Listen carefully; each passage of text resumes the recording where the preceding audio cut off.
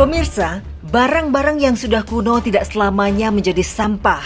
Untuk jenis tertentu, justru bernilai tinggi jika semakin kuno atau lawas.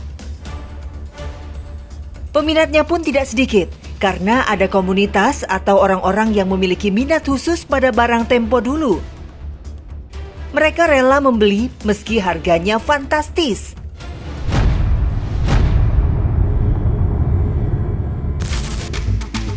Untuk mencari barang antik di Jakarta tidaklah sulit.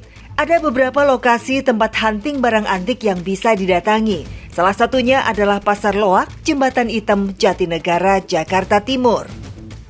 Tim OMG pun melakukan penelusuran ke sini. Begitu memasuki area, barang murah meriah menghampar bagai harta karun. Penjual di sini biasanya mencampur barang dagangannya dengan berbagai jenis. Saking lengkapnya, beragam barang yang dijual di sini seperti gambaran aneka produk yang dijual di supermarket dan hypermarket. Karena barangnya adalah barang bekas, bisa disebutkan Pasar Loak di Jembatan Hitam sebagai Hyper Loak Mart. Pedagang di Jembatan Hitam mayoritas adalah pindahan dari pasar loak jalanan yang ada di Jalan Jenderal Urip Sumoharjo, Jakarta Timur. Kaset, segala patung atau ini sekarang patungnya udah habis. Tinggal kaset lagu-lagu aja. Jadi barang-barang tua yang Bapak jual yang paling harganya mahal tuh berapa?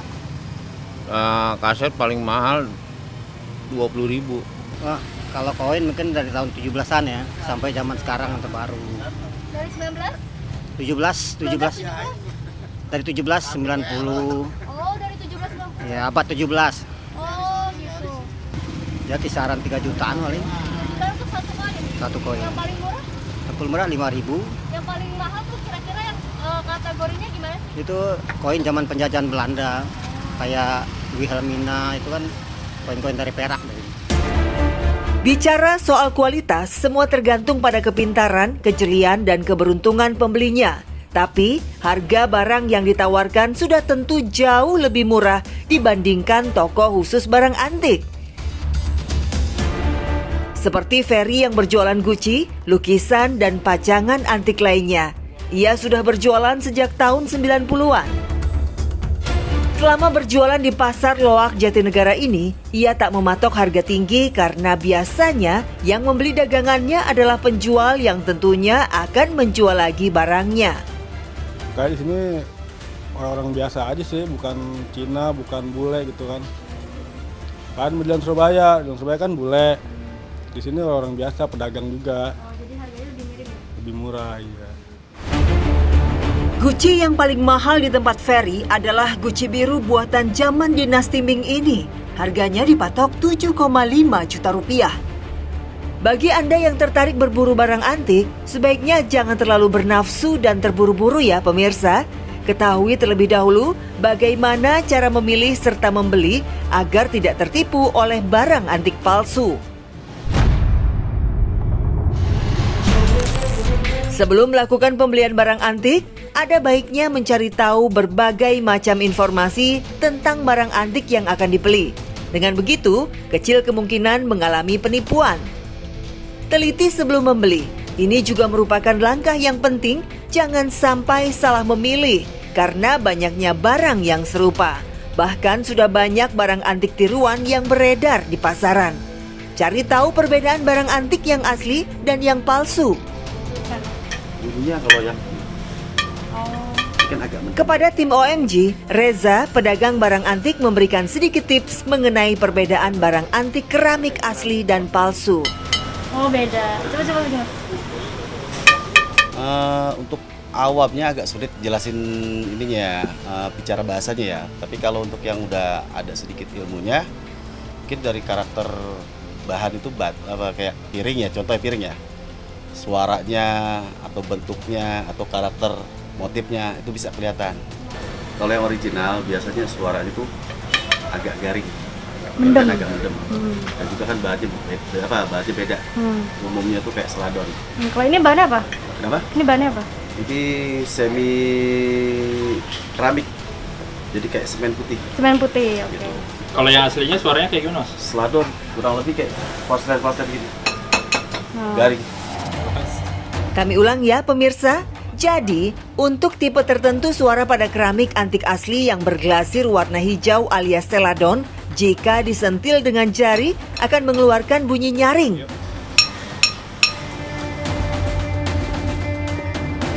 Sedangkan yang replika biasanya berbahan semi semen putih dan suaranya tidak senyaring yang asli. Selain Jatinegara, ada pula pasar khusus lain yang menjual dan membeli barang klasik. Ya, pasar barang antik di Jalan Surabaya, Menteng, Jakarta Pusat. Kami pun bergeser ke tempat ini. Sejauh ini ada 202 pedagang yang berjualan di Pasar Antik Surabaya. Barang dagangan yang ada di kawasan ini cukup bervariasi. Ada pernak-pernik koleksi lampu, peralatan rumah tangga jadul, berbagai topeng, dan aksesoris antik lainnya. Menariknya nih pemirsa, semua benda-benda kuno ini masih berfungsi. Di sini kami bertemu Pak Omo yang sudah berdagang sejak tahun 1973. Khusus lampu antik, Pak Omo memasang harga tinggi. Maklum saja pemirsa, selain masalah kondisi, kelangkaan barang juga menjadi faktor penentu melambungnya harga jual. Kalau yang dicari semakin langka, harga jualnya juga semakin tinggi.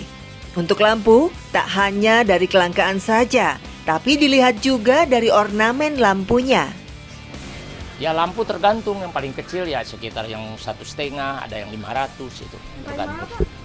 Ada yang 5 juta, ada sampai 10 juta juga ada, tapi lihat barangnya, kalau barangnya yang lebih bagus, lebih kelas ya mungkin mahal.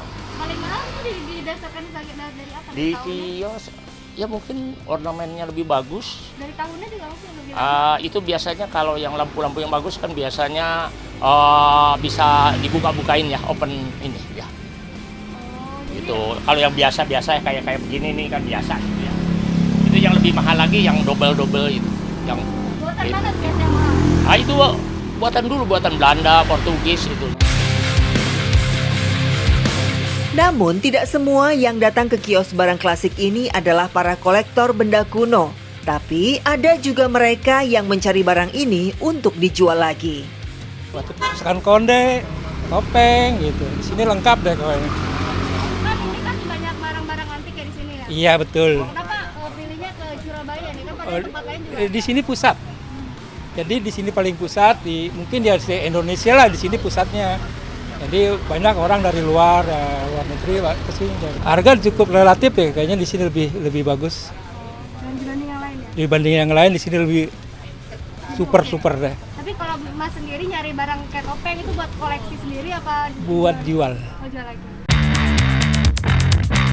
Bagi seorang kolektor, barang antik merupakan benda koleksi. Kegiatan koleksi barang antik merupakan salah satu kegiatan yang dilakukan untuk menyalurkan hobi dan memenuhi kebutuhan tersier. Seperti Muhammad Ilham, sang kolektor yang memulai hobi mengoleksi barang kuno sejak tahun 2014. Meski usianya terbilang masih muda, yakni 33 tahun, tapi ia menilai benda-benda kuno ini memiliki daya tarik tersendiri. Ada paling beli mahal, ada sampai jutaan. Contohnya apa? Ya kayak keramik, lukisan. Itu kan belum tentu laku, Bos. Kenapa berani beli gitu? Ya karena kan unik ya, terus barangnya juga jarang gitu. Jadi seneng ya? Seneng ya. Feeling aja sih, biasanya feelingnya dapat gitu. Insting iya, kayaknya ini laku. Kalau nggak laku ya buat pajangan. Karena seneng. Iya karena seneng, iya benar. Tak heran, yang awalnya hanya mengumpulkan 1-2 barang saja, kini koleksi barangnya mencapai ratusan. Semuanya ada di galeri rumahnya di Jati Asih, Bekasi, Jawa Barat. Ayah 2 anak ini memperoleh barang-barang antik saat hunting ke beberapa wilayah di Jakarta dan Bekasi. Terutama ketika ada bongkaran rumah tua, ia akan meminta para pemilik rumah tua agar menjual barang antik mereka kepadanya. Ilham pun pilih-pilih dalam membeli barang lama. Untuk jenis keramik, ia pilih yang masih utuh tanpa pecah. Untuk lukisan, masih dalam kondisi baik tanpa sobek. Barang lainnya jika ada yang masih bisa diperbaiki akan tetap dibelinya. Ia akan mencoba memperbaikinya sendiri di rumah. Setelah berhasil mendapatkan barang, Ilham memanfaatkan media sosial maupun toko online untuk memasarkan barangnya. Selain itu, tidak sedikit pelanggannya yang datang langsung ke rumahnya untuk melihat koleksi barang-barang antiknya. Seperti Waryoto yang sudah menjadi pelanggan tetapnya sejak 2 tahun yang lalu. Saya nyari lampu bekas-bekas kaitan dengan lampu tersebut karena kualitasnya lebih meyakinkan ya, karena saya beberapa coba untuk membandingkan dengan lampu yang baru, hanya motivasinya ini lebih model saja, tapi kalau yang lama ini kualitas lebih terjaga. Awet ya? Awet, lebih awet. Waryoto senang membeli barang jadul pada Ilham. Selain karena lengkap, kondisinya lebih baik jika dibandingkan dengan penjual lain. Pembeli barang-barang antik di galerinya tak hanya dari Indonesia saja, tapi juga berasal dari mancanegara. Dari hasil penjualan barang-barang antik, Ilham bisa mendapat omset 5 juta rupiah dalam sebulan. Namun ia pernah mendapatkan puluhan juta rupiah dari penjualan jam tangan made in Swiss-nya. Barang antik bisa menjadi investasi menarik. Investasi barang antik merupakan salah satu alternatif investasi dari banyak jenis investasi yang sudah ada sebelumnya, seperti properti, emas, ataupun saham. Nah, dilihat dari namanya, kata antik diambil dari bahasa Latin antiquus, yang berarti tua. Dengan demikian, barang antik adalah semua benda menarik yang sudah berusia tua. Memang belum ada kesepakatan bersama mengenai seberapa tua sebuah barang hingga bisa disebut sebagai barang antik. Yang pasti, barang antik akan memiliki nilai tinggi jika barang itu semakin tua dan memiliki nilai sejarah. Namun para kolektor barang antik pasti sudah tahu bahwa hobi yang dimilikinya ini kerap menguras biaya yang tak murah. Namun di sisi lain, ada juga yang beranggapan hobi koleksi barang antik ini adalah sebuah pemborosan. Kalau untuk yang kalangan menengah ke atas ya bisa beli, tapi untuk kalangan menengah ke bawah itu masih mikir-mikir ya. Kalau untuk menengah ke bawah sih mendingan jangan ya. Kalau untuk menengah ke atas ya no problem gitu. Tapi kalau untuk kayak yang kalau ada kelebihan uang, kalau saya bilang sih mendingan disumbangkan ke yang membutuhkan. Kalau menurut saya sih itu tergantung orangnya sih ya Mbak. Itu kan juga termasuk hobi juga, orang-orang beda-beda kan. Ya kalau misalnya memang orang itu mempunyai dana yang lebih dan ingin meluangkannya di hobi mereka, ya menurut saya sih nggak apa-apa sih Mbak. Sudah menjadi hal lumrah jika barang antik yang memiliki sejarah dibanderol tinggi. Dan pastinya ada saja kolektor yang membeli, meskipun barang itu sudah tak berfungsi lagi.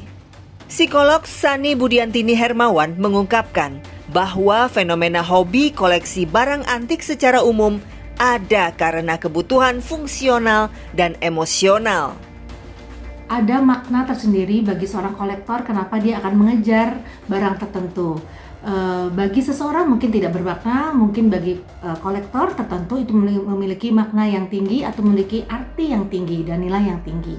Tentunya tidak semua orang paham apa motif dari pemburu barang antik, namun tidak ada yang salah dari hobi tersebut karena setiap hobi memiliki manfaat yang baik dari sisi psikologis maupun bisa menimbulkan rasa bahagia begitu.